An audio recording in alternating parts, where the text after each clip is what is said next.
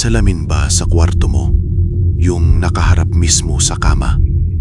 Sabi ng matatanda, huwag kang matulog na may salamin sa tapat mo dahil hindi lang ikaw ang tumitingin pabalik. Lumipat si Mara sa isang lumang apartment malapit sa eskwelahan.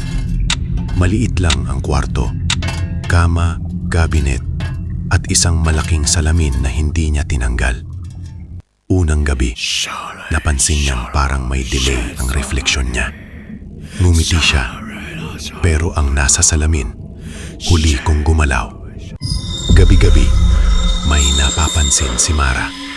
Kapag patay ang ilaw, may babaeng nakatayo sa likod niya sa salamin.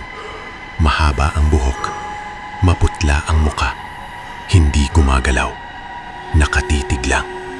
Isang gabi, bumulong ang salamin. Dito ka rin titira. Nabasag ang katahimikan ng magising si Mara sa madaling araw. Nakatayo ang babae sa salamin. Mas malinaw na. Unti-unting lumalapit ang kamay mula sa loob ng salamin. Sinubukan niyang takpan, basagin, itulak. Pero ang salamin ang humihila pabalik. Kinaumagahan, wala na si Mara. Sa apartment, may salamin pa rin. Dalawang refleksyon na ang makikita. Ang bagong babae at ang nakangiting matagal nang nakatira roon.